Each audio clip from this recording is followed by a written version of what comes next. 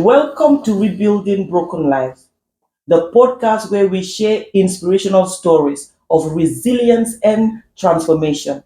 My name is Michelle And I'm Stanley-Roberts. Jay Roberts. In this platform, our aim is to guide individuals from brokenness to experiencing true freedom, joy, and peace in Christ. I'm just going to lean in for a minute just to let you know, if you are that teenager that is thinking, you know what, I'm not sure whether this platform is for me.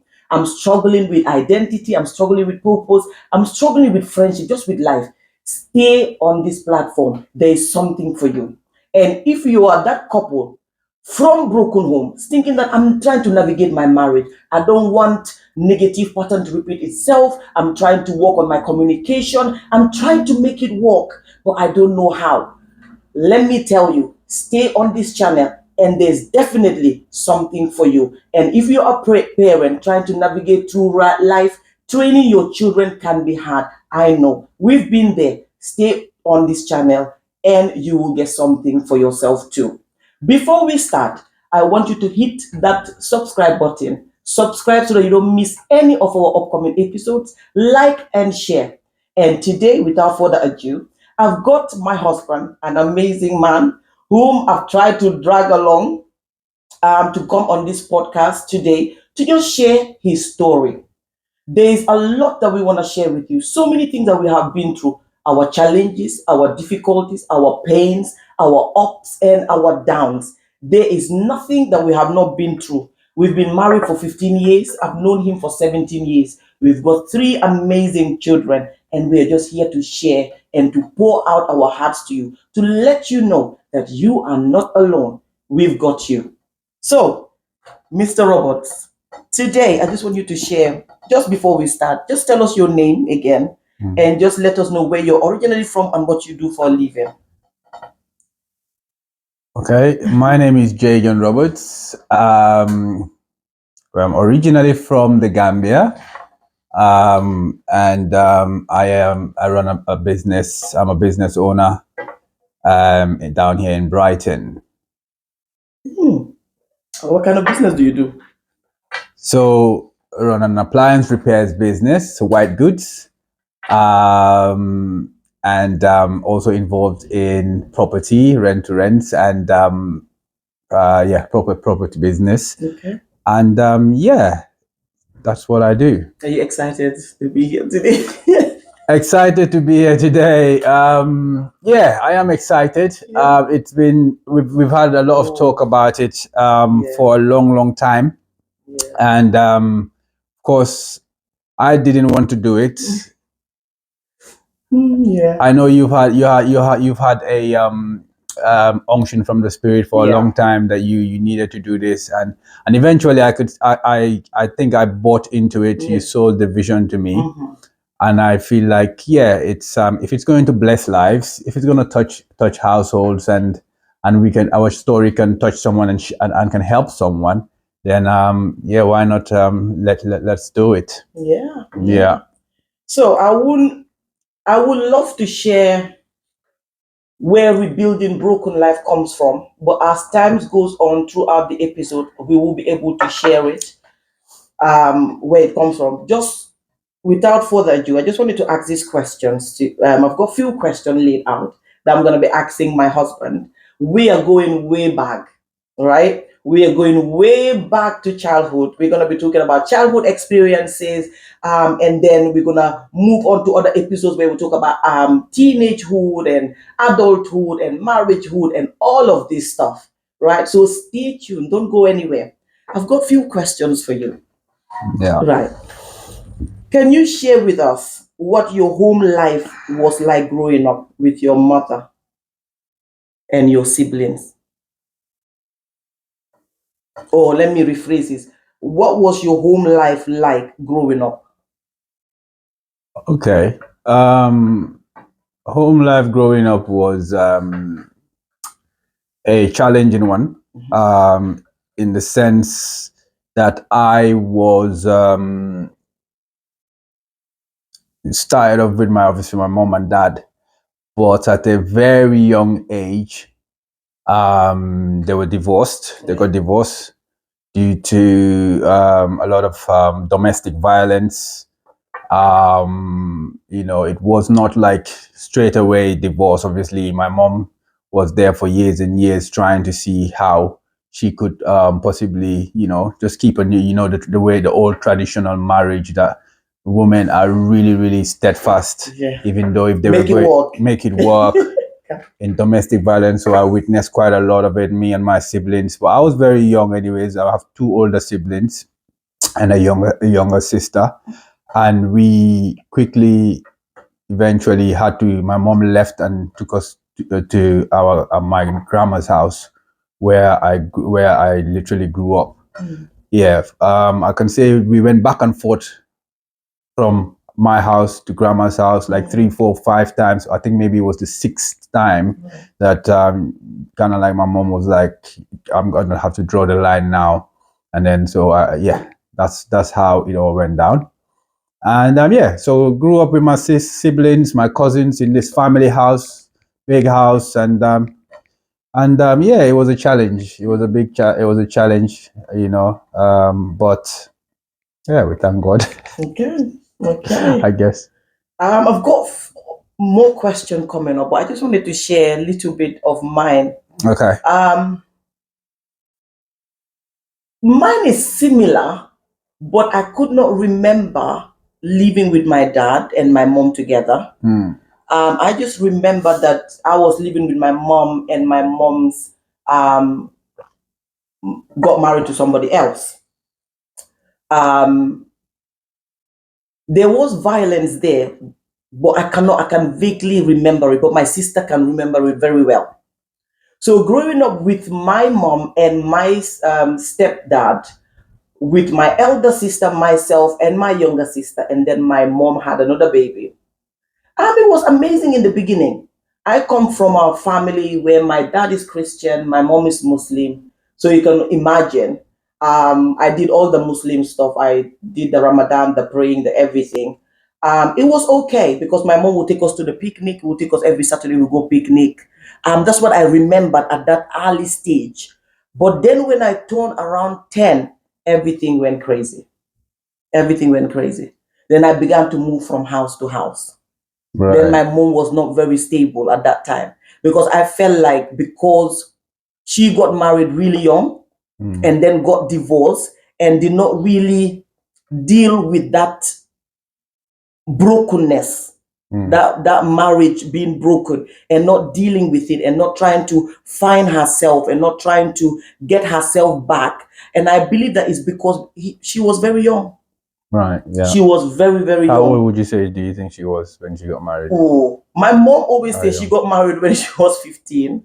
Oh wow. Yeah, which I still don't get. But then she started having babies. She started having, I think, my sister when she was about 18 or 19. And so she didn't have anyone to kind of help her or to teach her or to tell her what to do, what is the right things to do. Yeah. So she didn't deal with that divorce very well, and then she got married again and then didn't deal with that very well. My mom was a fighter, like she would fight about everything, right? She didn't know how to handle stress and trauma and all of these things. So we struggled. I struggled a bit. I moved from one house to the other. Today I'm at my auntie's house, tomorrow I'm at my stepmom's house. Next, that's how I live my life. So that's what my childhood was like, the beginning of it. um, I've got another question. How would you describe the role your mother played in your upbringing? How would you describe it? We talk about mothers. Mothers can be strong and prayerful, or there's so many things that we hear about mothers. How did that your mother play a role? Well, so for me, my mother was kind of like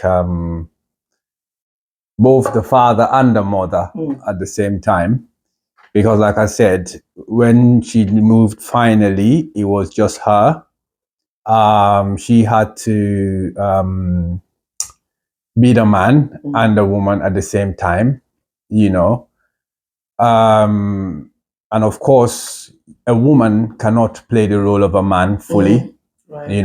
especially if you are a young boy growing up, no matter how strong you are as a woman, you still need the father to look to be a father is always going to be a father, and the things that a father can do, the mom, some of them things the mom can't do.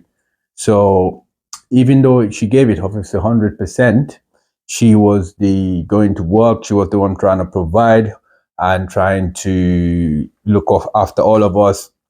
Of course, we have grandma. Grandma was there to help us out while she, to look after, kind of babysit while mom was working 24, well, almost, every day, back and forth, back and forth.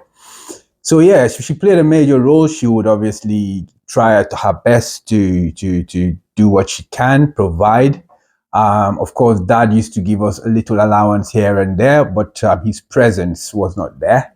We lacked his presence. But especially me as a boy, as a child growing up, it was very difficult. But mom played a major role because she was the one that was there anytime, and I was very, very close to her as well while growing up. You could say I was a mommy's boy at some point. Yes. Yeah, that happens, right? Yes. For me, if I think about my dad was hardly there. My dad, of course, based in the UK, would come occasionally. And I think I struggled with communication because I didn't have any communication with my dad. In a sense that whatever I hear is from my mom or from my stepmom. Your dad said, okay, your dad said you can move out now, or your dad said you have to go back to your stepmom, or he's not going to pay your school fees, or your dad said he's tired now, so you can go back to your mom. So I was like, I struggled with identity a lot. I was very quiet growing up, but people didn't understand. Michelle was very quiet. I felt like I internalized a lot of things because I didn't have anybody to speak to. I felt like nobody could understand what I was going through. I didn't have a choice in anything. I didn't have a choice in where I live. I didn't have a choice whether I live with my mom or not. I didn't have a choice whether I live with my stepmom or not. When I live with my mom was hardly there, right? So I have to fend for myself. I have to. There's a lot of things which I would eventually talk about when we talk about being a teenager and things like that. But I struggled a lot as a child because I was not staying neither with my mom nor with my dad. I stayed with my mom temporarily, then I moved to my stepmom, and then of course when I'm with my mom would say, "Go and live, stay with your uncles." So I was like all over the place. Yeah. So I didn't have that stability. I didn't have that mother figure. I didn't have that father figure that would say, okay, do this. Nobody cared whether you go to school or not. I felt like that. Right. Right. But then everybody expect that you get a good grade at the end of it. So I struggle with that. So yeah, that was my early year childhood memories. And I just wanted to ask this. Um, what are the impacts of the absence of your absence of your father figure? What are the impact that had on you, your father not being present? Was there any impact? Yeah, there was I think there was a big impact. Just looking back at it now, at the time I probably maybe did not know that it was what was the cause of some of the things, but I guess the impact was that I grew up being being angry. I was just angry most of the time. I would get into a lot of fights in school. I would, my social skills was not great. I was very quiet as well. You might say I was kind of like an introvert. Yeah, I was always in trouble in school, at home, and they kind of labeled me, even like when people start labeling you as like a black sheep in the family. Right. Yeah. Because yeah, I was just like, yeah, very, very rebellious. Yeah, but I think yeah, that was all part of it because you didn't have, so in the end, because I didn't have that fatherly figure. So as I was growing up, obviously, especially when you start getting into your teen ages, I started looking out for men role model outside, Right. and yeah, so obviously men role model that I was around because of the way I was growing up was more like people who were in the neighborhood, the ghetto, because we, where we lived, we had a lot of ghetto people just sitting down, smoking, drinking, and and so those were the sort of people I started hanging around with. Oh, but even though I still was going to school, Yeah. and that, don't get me wrong, that was not completely out of my life. He would pop in the odd times in school, just at random times, just to come and see how I was doing and everything. And another thing about him, though, he did make sure that our school fees was paid. Right. I've never been chucked away from school because of school fees. He would definitely be coming in to make sure the odd time just show up that I was in school, that I was behaving, that I was doing well. Yeah, and so, but that was it. Apart from that, I don't see him again. I don't have time to spend with him, and Right. so that was it, really. More, sometimes, especially with the African background, is more of I provide. I'm providing. Yes. You're eating, you're drinking, but they don't know that there's that emotional connection. There's that relationship build where father and son or father and daughter need. That when you are growing up, you need that connection where your dad will say, "Oh, how are you doing?" Yeah. And just listen. Yeah. And sometimes the reason why young people or children behave a certain way is because they're crying out. Yeah. Is their way of crying out, like, I need someone, I need help. Nobody is paying attention to me. It's more than just paying school fees. My dad paid my school fees, right? I went to school. He ensured that I went to school, but I felt like it was not enough. Yeah, exactly. Yeah. I was, he didn't know what I liked in my sports. Right. He didn't know what I was like, what sort of activities I got up to. His presence wasn't there. So that was just what it is. I will provide for you guys, and I'm the disciplinarian as well. If I was in trouble when I used to be when in the teenage years, like I said, that's starting to get into a lot of troubles, a lot of fights, a lot of stuff, things really. My mom would, obviously, that time as a teenager, now it's like mom is struggling now to control me. It's so hard. I'm still getting into trouble, serial trouble, and she would have to call dad, and he will come, and the discipline was just like, discipline beat me up, blah blah blah blah. No, not talking, just like beat me up, dun, and he thinks the job is done. So in the end, so while I was growing up, it was more fear. Now I'm really fearing my dad, rather than love or anything. Anytime I hear his voice, it's like, I'm fearful. While I was growing up, and that was it with me and my dad. That was the sort of relationship we had. So that made me very, I think, timid in a way. I felt like, so even when I go to school, I don't know, I couldn't socialize that much. I was very kind of my own kind of person. And then, like I said, I could get angry very fast, and I would fight a lot. Fights. So it's really important that, but the presence of a father was so important. As I grew up, and then when I now start having my own children, I started to understand how it affected me, and how I need to make that shift, to try and do that, because I didn't know what it is to be a good father and stuff. I didn't have any good role models around me while I was growing up, if that makes sense. Yes. And it does affect a lot. And then you find out that you grow up, even though, and you hear many people say, "Oh, I don't want to be like my dad." "Oh, I don't want to be like my mom." But if you don't seek help early on, I always tell people that you need to acknowledge what has happened. And many a times we ignore, we deny, we just shut down.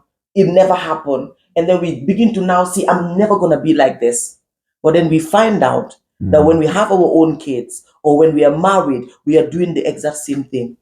Yeah. Do you think that's possible? Because it happened to us a lot. Yeah, it did happen to us a lot. So after I just like automatic, because of what you have been used to and what you keep seeing at home when you were growing up, you don't even know. and how your dad was shouting at you, and every time you saw your dad, it would be like he's telling you negative things. You're this, you're not this, you're not, you're stupid. You start calling you names or start like that when he's angry, because my dad was a very angry man as well. He was very, very angry. Everybody knew him, that he would also fight in a split of a second. He would, people were just really, would not cross his line. That's how he was. So that's what I saw. And the way he treated me, the way he shouted and all, same thing started to obviously re-emerge when we got married, even at you, because that's what I was seeing him do to my mom.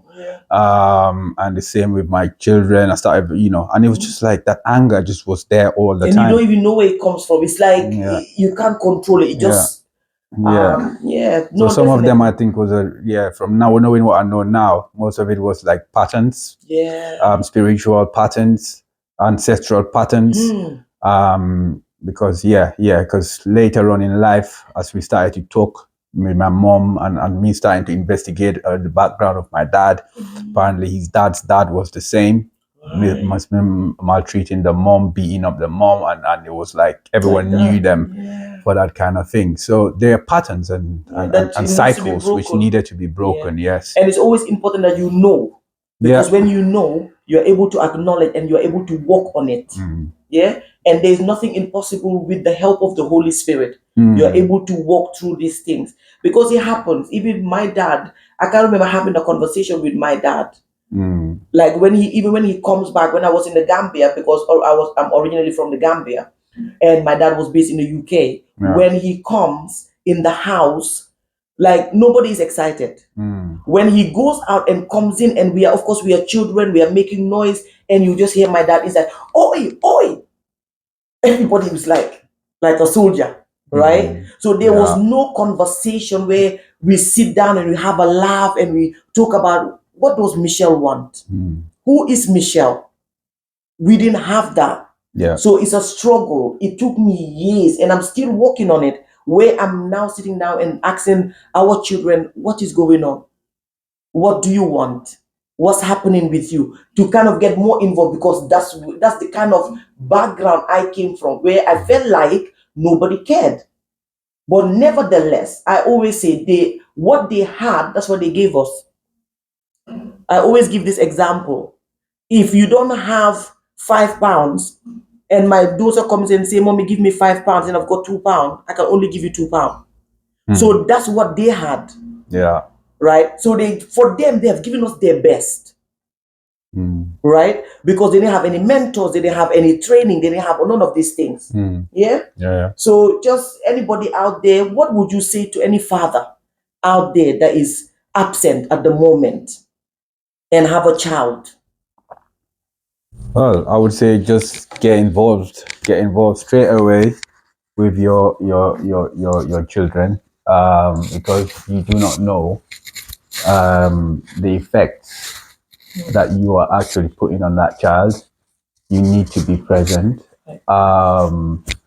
because like I said, I went through it firsthand, and now that I've really looked into it as well, I'm looking at what researchers have done throughout time. Statistics are showing that most of the boys and young men and boys in jail right now are coming from separated homes. Separated homes, which means most of them, the fathers, and then the fathers are not present. The kids normally stay with their mom, and the mom can't be both. You have to be able to be there to steer and guide your children. Both parents, they need to see that, especially man. So I would say to any father that out there, even if you're divorced, even if you're not together with your wife, but you need to make it a deliberate time where you are really having time with your son or your daughter, and knowing them and being present is very important. Yeah, that is definitely something. I think I was just doing a research actually yesterday, and I was just looking at few things that I would just love to share. Just like you have already said, children without father figure in the house, what it does, especially in the UK.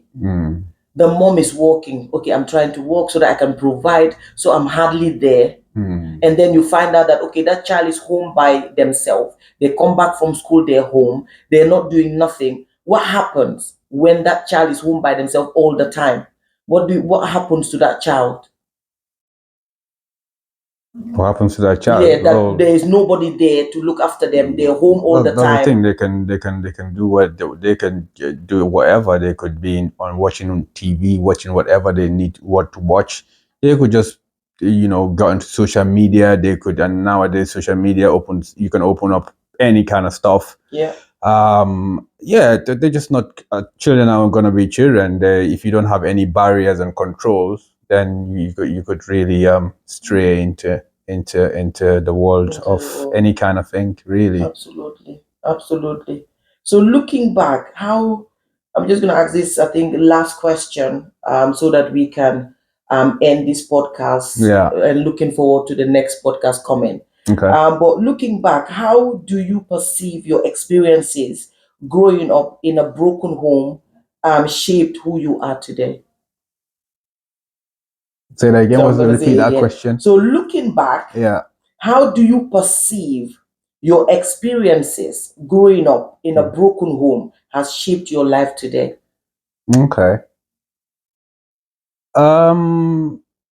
How has it shaped your life? Because sometimes I feel like I look at myself and I say, I don't think I want to change anything. The reason being, because Right. I wouldn't be sitting here today to help somebody else. Right. Yeah. Yeah. Yeah. No, that's true. Yeah. I mean, I would not change anything either, because sometimes you go through some things. God allows you to go through some things for you to be able to be able to learn from it, and hopefully teach the younger generation that are coming up, so that they don't go through it again. And even the people that are my age right now, or husbands that are still there and not being part of, and thinking that because they think that that's what it is, because at that time my dad and the men around were like that. Yeah. That was the culture we grew up in the Gambia, and the tradition where men would not be around. Men would hang out in pubs and bars the whole time. Have girlfriends there, lots of just doing all sorts of stuff, and then they don't have time for their own children, and then they will come home and it was violent. It was tension in the house, and that kind of thing. So it was very normal. But what it has helped me to do, for me, I mean, obviously, like I said, I continue that pattern because that's what I understood. It's like just what that example you said, because they didn't know, nonetheless, that, for example, that £5, that's £2 that I have, because that's what they saw when they were growing up. So it became a norm. So obviously it passed on to me, because that's what I remember sometimes when my dad would pick me up. There were some few times when he would take me to I remember one particular time. It was not common, so hence why maybe it's even stuck in my head. Right. Because the one time when you think, oh yeah, my dad, I'm gonna hang out with my dad today, Right. and then in the evening he took me to this pub, and there was this man around. He put me in his lap. I remember I was like maybe 12 or something. I can't remember, but I was quite young. And then, they were drinking Guinness and beer, and he would even give me some to sip at that tender age. And then the advices that the things they were talking about, and what they were saying that I should be doing to women, and how they, so that got in my head, and it was just like, yeah, it was normal, it was normal. And that, when you put that sort of seed in a little child's brain, it's just gonna grow up, and then you're gonna do the same. But thank God for the grace of God, and salvation, that we are able to understand that there is a different place for marriage, and there is a different meaning, about marriage, and us being as a home, a kingdom home, with our children, and how to help them. So yeah, because it hurt me so much. And you saw it from us growing up, our marriage, how tension, how fiery it was. For people to say we're still here together after 15 years, a lot of people would have said, no way, you would have bet your houses that we were going to break up. Because like there was violence, there was police, there was incidents, there was social services, there was so much tension. But thank God, in my back of my mind, though, I think one thing was I didn't want my home to break up Yeah, you were still, committed, even though I yeah. had it was an issue as well. It was a problem that you have. Yeah. You have this anger problem. You also saw this we're in a broken home, and you were also angry. I didn't realize you were I was always angry. Yeah, you always thought I was really angry. Yeah. I was an angry woman as well. yeah. So it was Yeah. that kind of thing. Yeah. So, but at the back of our mind, still seems like God wanted to do something. Yeah. In our home and in our marriage, that we were going to break some sort of pattern. We were going to have to break this. And consciously, obviously, we started going to church back and forth, which we used to go to church. But again, because our parents were really traditional church goers, yes, and nothing changed. Yeah, they're not followers of Christ. Yeah. There's a difference. Yeah. But so it just came to. I'm sure we will talk about this We'll more. talk about our marriage. We'll talk about and how it started to transform and where the changes started to happen. Yeah. But just from your original question, it then just made me understand that I need to do something different if I was not gonna make my children, especially my boys, go through the same thing. Yeah. Because I mean, that's what it helped me to understand, especially when I gave my life and really started committing to understand what God wants to do in our marriage. No, it's definitely true. Like something just dropped in my mind while we were talking about husbands or men being in taking their responsibilities as fathers, because you can be a sperm donor, or you can be a father that is present, a dad. They're two different things.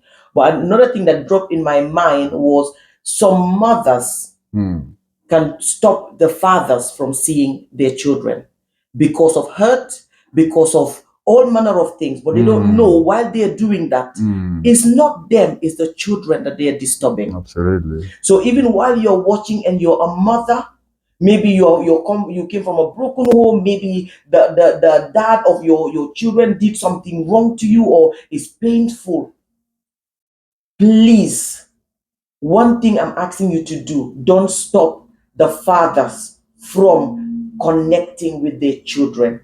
Don't stop fathers from loving and having a relationship with their children because you are hurt, because you are in pain. Remember, it's not about you. It's not about you. It's about your children. It's about them growing up to know who they are. It's about growing up to know that they are loved, they're wanted, and they're important. And if that means putting your differences aside, if that means you seeking help, whether it's counseling you need to go, whatever you need to do, break that wall, that defense mechanism that you have put up, and then causing your children pain because you are in pain. Stop and go and seek help. That's what I would advise because it is very important. Right. So we're gonna end this podcast here. Yeah. And we are aiming to come back how many times we are gonna be doing this? Just so that they know and they'll be preparing and waiting for us. We did say was it twice? Twice a month. Yeah, twice a month. Yeah. So it'll be twice a month, and the video will be uploaded every Thursday. We'll be aiming to do a Thursday or Friday. Yeah. So please stay tuned. Don't go anywhere. We've got more and more information for you, more and more stories, testimonies that will bless your life, that will heal you, that will transform you, that will restore your life, personally, your relationships, your marriages, and your children. So stay tuned until we meet again. God bless you. Take care. Bye-bye. Blessings.